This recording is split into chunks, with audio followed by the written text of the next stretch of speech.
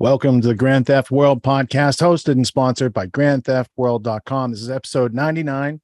It is September 25th, 2022, and we're going to be here for the next 6 or 7 hours breaking open this past week's news stories, such as YouTube has some new policies out just in time for the election. They're going to battle misinformation. We might take a look at what that looks like. They're going to fortify it, I'm sure, like they did last time. That's what they're up to. We have a responsibility to increase access to good information while decreasing the bad. To make sure that we're doing that, we tackle misinformation on our platform based on what we call 4 R's of responsibility.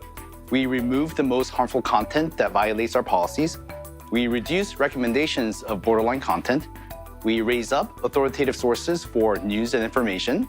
And we reward trusted creators and artists. You can learn more about how we enforce our policies in a separate video, but the bottom line is that we aim to enforce our community guidelines consistently using a combination of machine learning systems, content reviewers, and user reports to detect, review, and remove content that crosses the line. We strive to remove content that violates our policies before it's widely viewed or viewed at all. There's a Kim Iverson report on the World Economic Forum, and kids in Australia now in school, are they getting bugs for food? There was one of those stories out this week. So as part of the bigger 2030 World Economic Forum agenda, Kim Iverson is going to help us break into that topic and understand what it means for us and our families. Hey guys, welcome to the Kim Iverson Show. So I have to share something with you that is a what in the actual moment. Came across this tweet last week, and I thought for sure this was photoshopped. This is posted by James Melville. You can see here the tweet, World Economic Forum, welcome to 2030. I own nothing, have no privacy, and life has never been better. Now, I have reported on the World Economic Forum and the whole phrase, you will own nothing and you will be happy. But this has this added, have no privacy, that I thought, what? There's no way that they're actually promoting this. There's no way this is true. Here is the actual tweet. So I found it. I couldn't find that specific one from 12/12 of 2016, but I found this one from January 16th of 2017. So just a month later. This is on the actual World Economic Forum's Twitter account. This is a real tweet.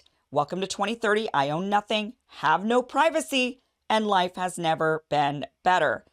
And this takes you to an article written by Ida Aachen. Welcome to the year 2030. Welcome to my city, or should I say our city. I don't own anything. I don't own a car. I don't own a house. I don't own any appliances or any clothes. This is not a conspiracy theory. They're putting it right out there for us to see and read. This is the future that they envision, that everything will move to robotics, that everything will be monitored, that we will be scanned, that we will be doing this in the name of saving climate, that, climate disasters, diseases they mentioned. This was written before COVID-19. They're talking about social unrest. This was written before BLM. This is written in 2016, before all of these things that we're seeing right now that are actually coming to pass. All of the negative things that they wrote about in this article, we're actually now seeing, we're seeing. And the choice to try to track us during the COVID-19 pandemic, QR codes. Some people, like in Russia, they were having to use QR codes in order to get on the subway that tracked where they were getting on and getting off so that they could monitor whether or not they were going where they needed to go, like work, and whether or not they were authorized to go. They tried to implement things like that here in the United States. We definitely saw COVID vaccine passports. We're seeing the climate crisis being used, which has made many of us who have been, historically, I've been an environmentalist. That's really where my first foray into politics was in the environmental movement. And yet it's even making me say, I am now questioning the motivation of all of this. I'm not so certain that things are as bad as they're claiming, because I've seen them claim a lot of things are really bad and they're not. They were exaggerated greatly in order to use those to make us afraid and to control us. So this is all extremely frightening. Thank goodness more and more people are reporting on this, are waking up to this, and are saying, no, we are not going to go along with this agenda. But I do think that there are a lot of forces out there that claim they're against the agenda, and in reality, they're really working as part of it. And so, there's a lot of which, the World Economic Forum is very powerful. They've got all the world leaders, many of the world leaders involved, and they're figuring out ways to corral all the people, the billions of people in the world, to do what they want. And they're tapping into our various different motivations, our feelings. They're figuring us all out. And they're saying, okay, this group, it works if you just say XYZ to them, and then they will do as we want. This group, that strategy won't work, so we got to try a different strategy on them. And when we do this other strategy, they will still end up in the same place as this other group. They just won't realize that they were corralled in that same direction using a different language, different words, different tactics. So it's all very, it's not a conspiracy. They just put it out there. So it is what it is. Albert Bourla, he's got COVID. No, this isn't the same story from last month. He's got COVID again. So for all those years during the pandemic that we heard, let the power of Pfizer compel you. It's not working, man. It's not working. So that's interesting. I wish him well. 90% is a game changer. 90%, now you're hoping to have a tool in your war against this pandemic. Pfizer now says its vaccine is 95% effective and safe. Now it's showing it's 95% effective at preventing cases of COVID-19. There is no variant that we have identified that escapes the protection of our vaccine. Pfizer says in early trial results, its vaccine shows a 100% efficacy rate in children 12 to 15. So I think trust science. 6 months later. Albert Bourla is the CEO of Pfizer, and he just announced on Twitter that he has COVID. He says, I would like to let you know that I've tested positive for COVID-19. I am thankful to have received 4 doses of the Pfizer BioNTech vaccine, and I am feeling well while experiencing very mild symptoms. I am isolating and have started a course of Paxlovid. 4 to 6 weeks later.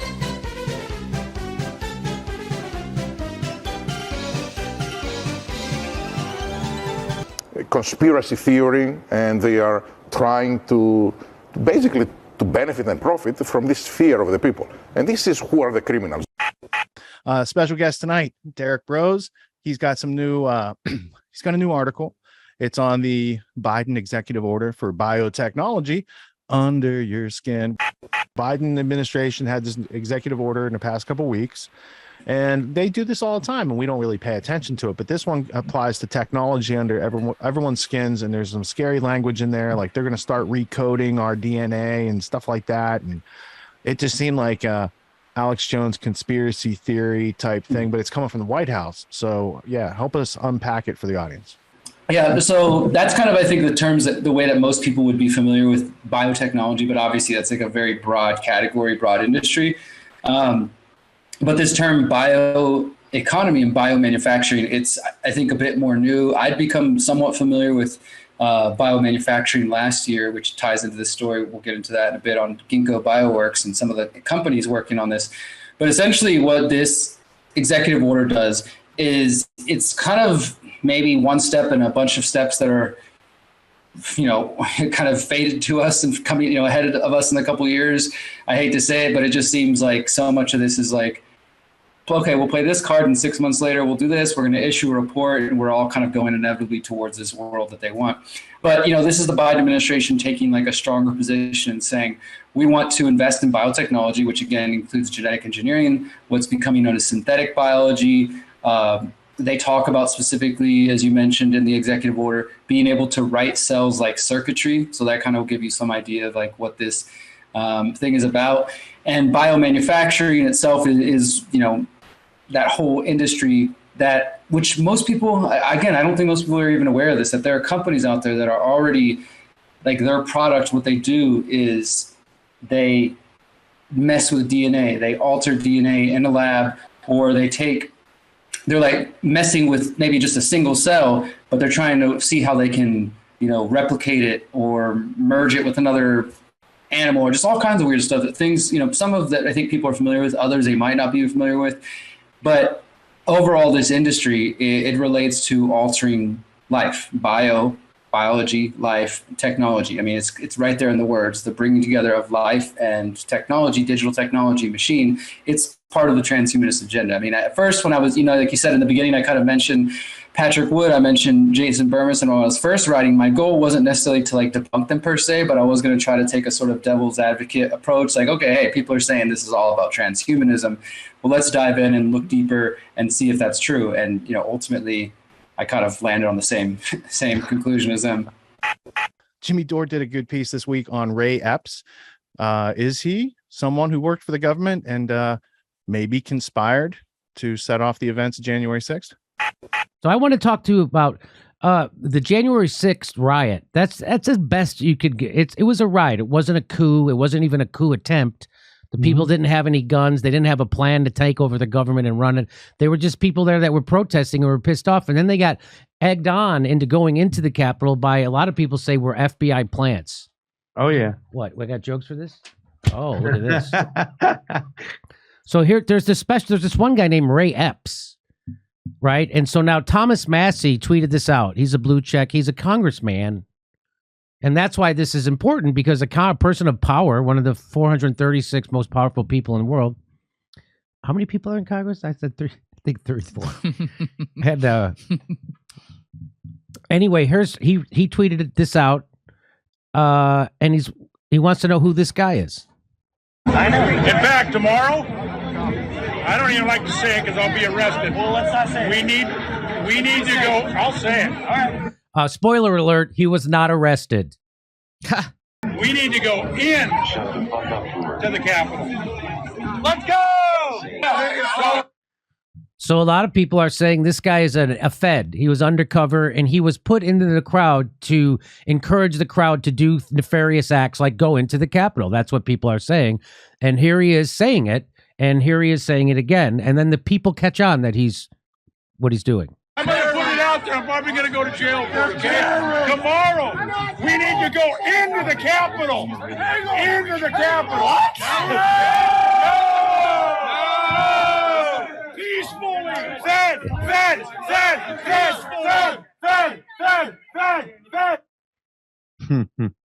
So they know he's a Fed, and now he knows he's been found out.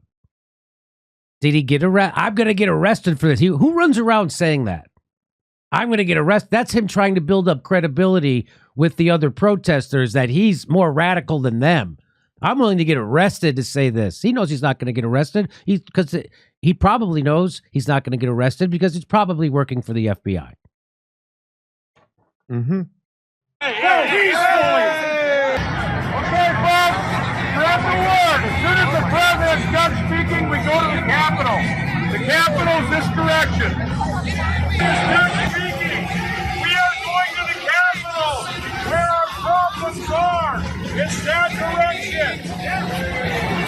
He spread the word. So now he comes up to this guy. He whispers something in his ear, and then as soon as he gets done whispering in his ear, the guy picks up the watch. Mm-hmm.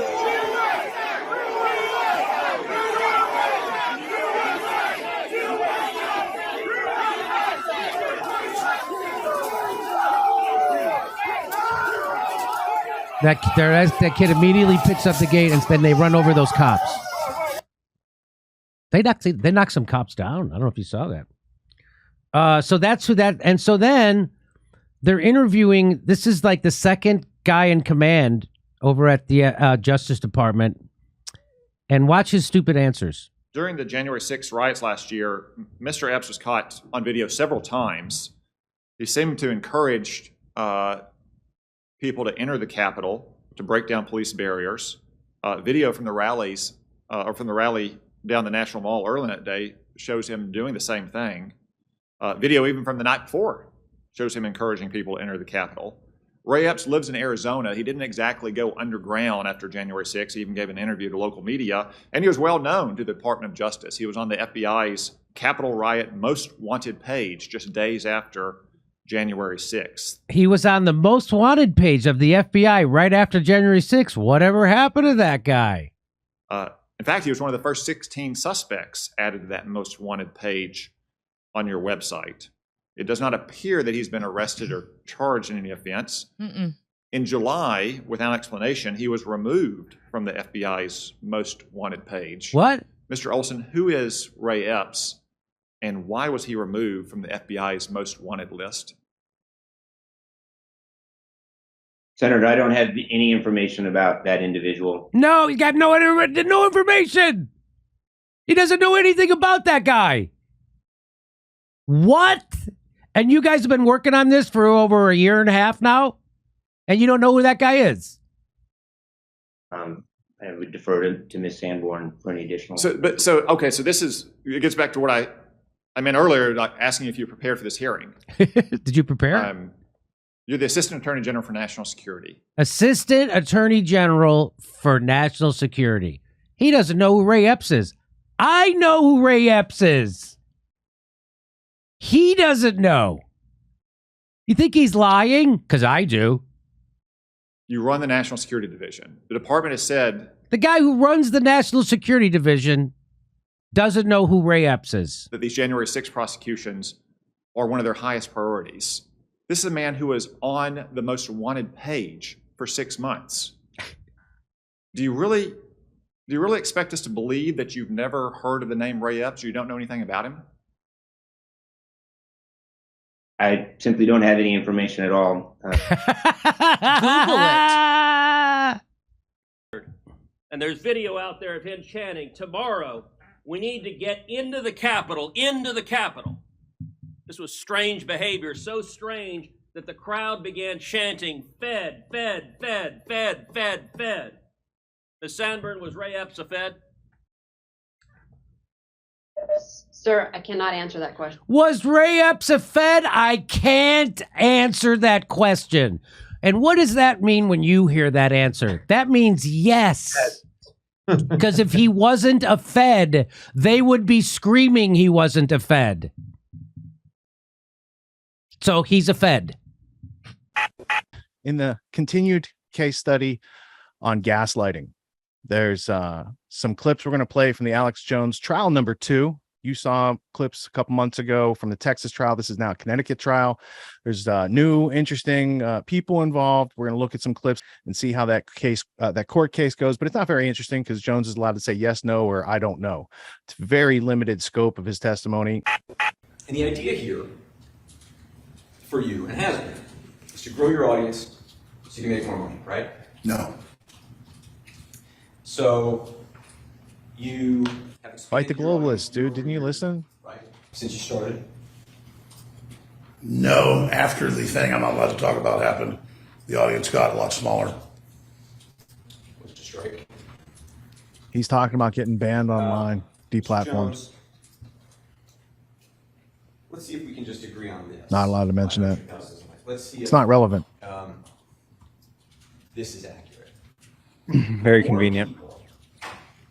Who come to your website or see your stuff on social media, the more money you make. Yes? He's not on social media. Oh, you can't talk about that. That's right. Yeah. In a crude way, that's true, but not exactly. All right. And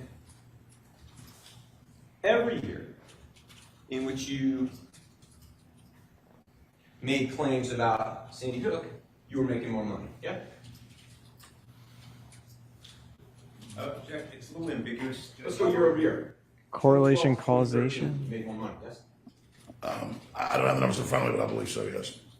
But he was also making more money before any of that. Right. That's the correlate. Like, and that's a fallacy right there. Oh yeah, absolutely. Yes, that's false cause fallacy. What's called. Yes. That was globalism coming true. Is that yes? Yes, but Sandy Hook wasn't the driver of that. Right. False cause. Right. Oh man, my logic filters are just screaming tonight, man. During the intermission tonight, we're going to check out part of James Corbett's new series on who was Al Qaeda, who is Al Qaeda, where's that money come from, black budgets, narco terrorism. We all know the story of bin Laden and Al Qaeda, the story that was repeated ad nauseum in the days, weeks, and months after the catastrophic, catalyzing events of 9/11. But this is a lie. Some say that Soviet forces now are in complete control of all major towns and highways. We have to establish an Islamic State because Islam without political domination cannot survive. The world was about to be thrust into a new age of terror. And the public face of that terror, a young Saudi millionaire who was still being touted as an anti-Soviet warrior, had just cobbled together his band of Islamic militants, his Al-Qaeda base, in the training camps of Afghanistan. Groups affiliated with Osama bin Laden to target the United States. We're also going to feature a part of Jay Dyer's recent H.G. Wells' New World Order deep dive. Oh, you can't see it. It's over here. It's over here, this book. 1939, published first in the United States, 1940. It's a very interesting book. It might also have something to do with the aforementioned gaslighting trial. Might also have something to do with the aforementioned World Economic Forum. A British Malthusian policy. The idea that you have to shut down everything for the earth. Climate lockdowns. That's the new thing that they're going to say. They are moving now into shutting down of the fuels. Fossil, it's not even fossil fuel. It's not fossil. Fossil fuels. You actually think oil is ground up dinosaur bones? Come on. Not what oil is. I don't know what oil is, but I know it's not that. That's dumb. And people don't understand that international corporate supranational entities, what I'm talking about, this inner core of austerity people, World Economic Forum, they don't care about profit, not about making money. That's why these companies are enacting all these policies that don't make them money. They have a plan to destroy the existing order, destroy it from within. This is actually, it's part of military strategy to intentionally destroy your own thing at times so that you can have the justification to bring in the new thing. That's exactly what that guy from, I think, the CDC said before the COVID. So we need to just blow up the existing medical system to bring in the new system. That's what this is. There's an intended destruction of the economy to bring in the new system. What is the new system? Circular economy. You own nothing. You share your whitey-tidies with everybody else in your neighborhood. You don't get to buy gas to drive down the road because you hurt the planet. So right now they're rolling out the very thing that they said. You will not drive cars. They said years ago they would start getting rid of cars. And it's nothing to do with the environment. It's everything to do with control and shutting down the existing system to bring in the technocratic control, which these socialist Bolshevik people said they wanted 100 years ago. And the socialist Bolshevik people work for the wealthiest people on the planet. That's the world that we live in now, and it was the same 100 years ago. So stay tuned. We're going to go right now to Luke Radowski of bestpoliticalshirts.com for our kickoff, and let's learn his earlier today summary for the week. It changes you if you take a genetic editing. It's you who are changed. It's an integration of those spheres. Just think of sensors planted into our brains. The opportunities are immense.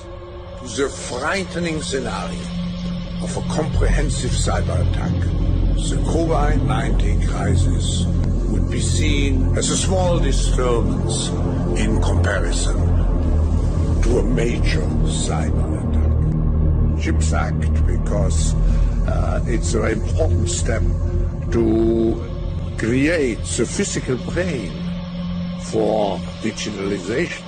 So people assume we are just going back to the good old world which we had, and everything will be normal again. This is, let's say, fiction. It will not happen. The cut which we have now is much too strong in order not to leave traces. Oh, what a delightful and very trustworthy guy, and of course, how can he not? As, of course, he was an underling and taught everything he knows by, of course, great peaceful people like Henry Kissinger. Yeah, that, of course, is Klaus Schwab of the World Economic Forum.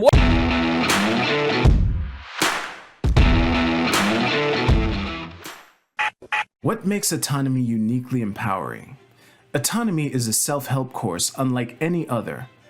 Over the course of our 12-week program, you'll experience weekly live lectures from Richard Grove, specifically designed to equip you with the skills you need to set yourself free.